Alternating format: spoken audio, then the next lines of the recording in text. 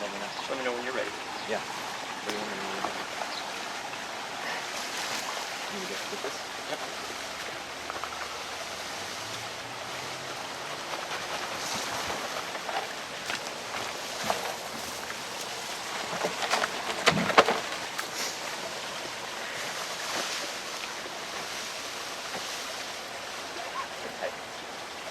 Nice.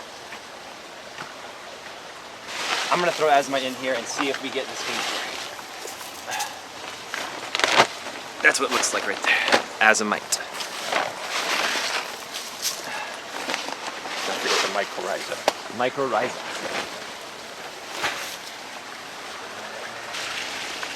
Okay, so I think that looks good. What do you think? Yes. I like it. It's excellent.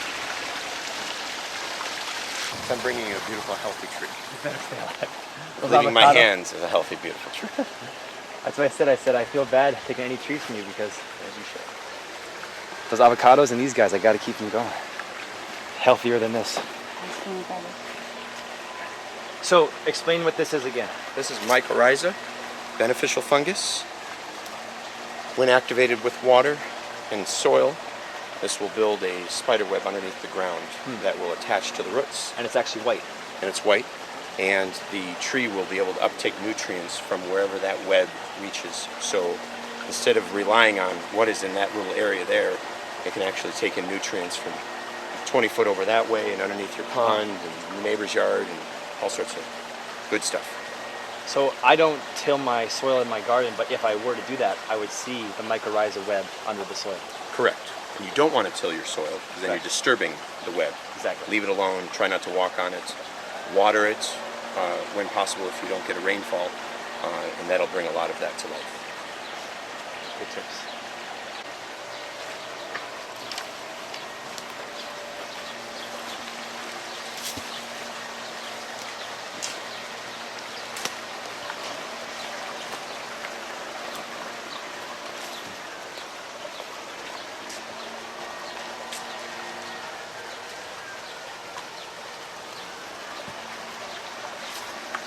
So once we have this thing fully planted and it's in the ground, what are some things that I can do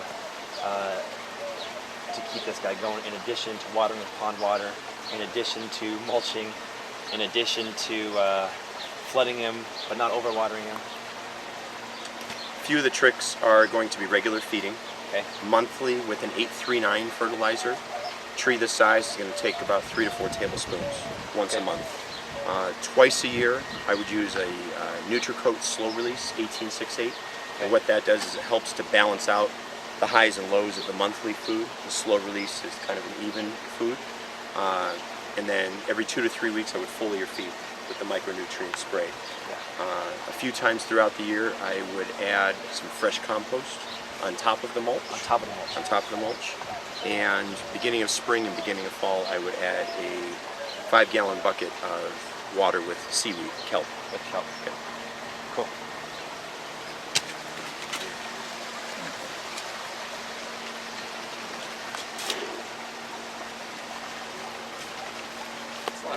I'll start building it around.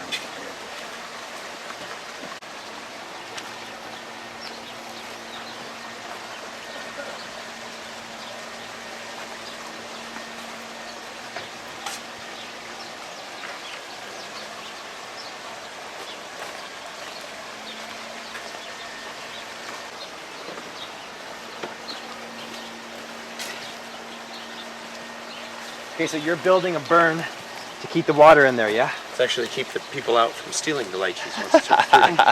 Exactly. And I'm going to flood this guy. That's why they built the Great Wall of China. Just to keep the lychees Keep the lychee thieves away from the Mongolians. Right. You can just had a taste for them.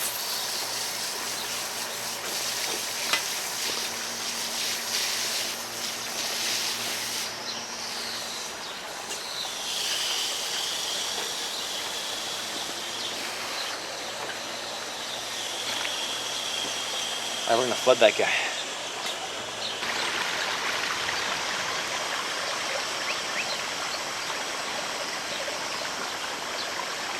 So you're here at 3 o'clock. What do you think of the light situation right now? the sunlight situation. Perfect. Yeah? We can always adjust the mesquite, trim it to more or less depending on whatever heat that needs to happen. No, light you like a filtered light. Okay. So this is as good as it's going to get. Awesome.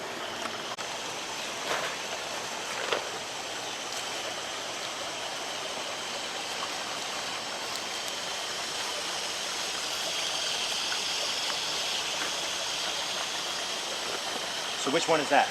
That's the 839. This is monthly fertilizer. Monthly, and just that much. Just a little bit. Newly planted trees don't have much of a root system, so they're not going to take up that much food. Okay. So very minimal. Generally half the recommended dose for the first year. Okay. Next year you can hit this with probably 4 to 5, maybe even 6 tablespoons monthly as the tree matures. But when it's newly planted, you want some energy, you want some food in the soil to encourage it to grow. Sounds good.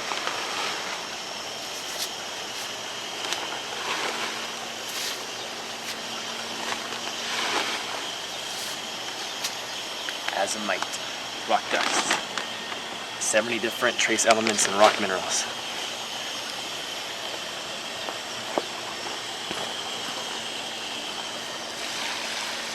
That's pond water. Here, I'll keep doing that. I'll keep hitting that. Okay.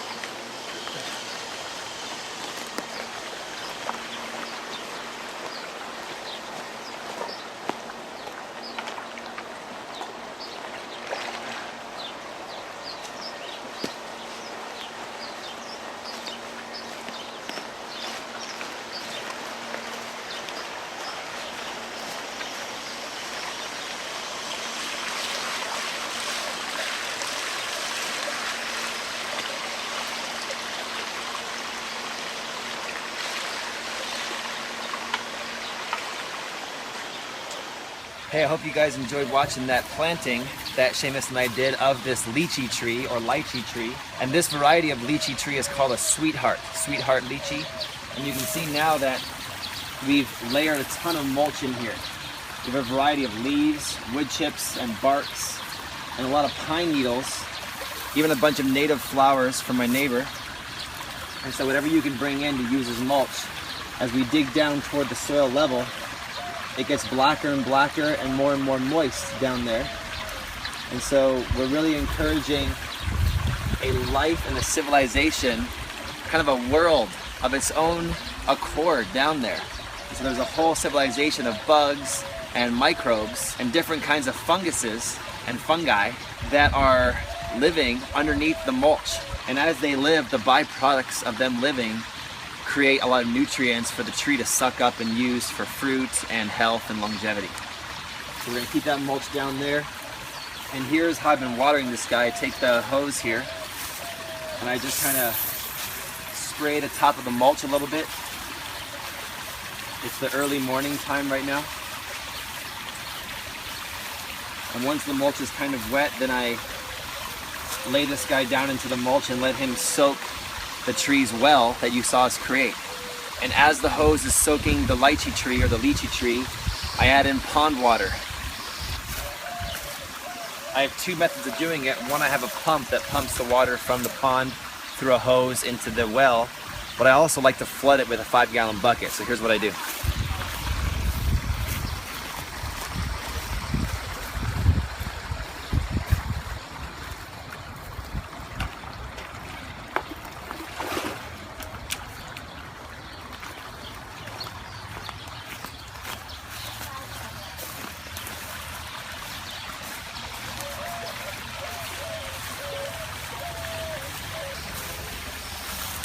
Gonna dump this kind of right about there, and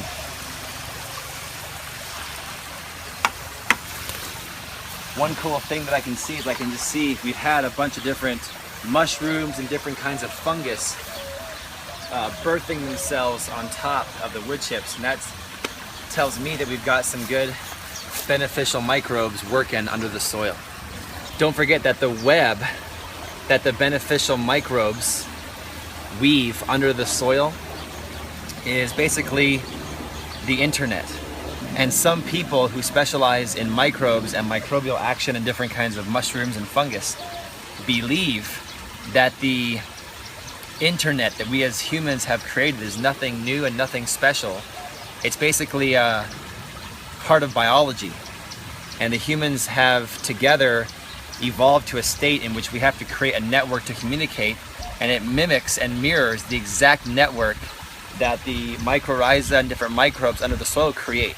They literally have a web of communication just like the internet, just like Facebook, just like Twitter. And so the microbes under the soil can be thought of as an ancient form of social media and internet that helps to share nutrients, data, and communication under the ground, and the tree just reaps the benefits of all that work.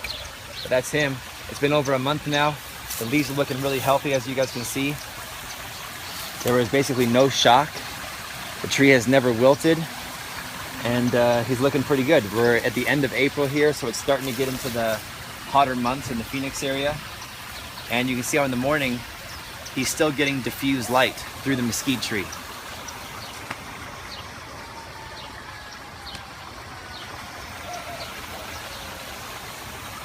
So a special thanks to Shamus O'Leary with Shamus O'Leary's Tropical Fruit Trees in Northwest Phoenix for getting in such a healthy specimen of tree. And I'm really happy that we got a chance to plant this at my house here in Tempe, Longevity Gardens. And if you guys subscribe to our channel here and hit the like button and give me a comment down below, I'll know that you like this kind of video, and we'll update you every month that goes by until we see fruit. I'm really looking forward to giving you guys a video of the first flowers and fruits that this guy puts off. And if you want to have a lychee or lychee like this, then head over to Shamus O'Leary's and pick one up.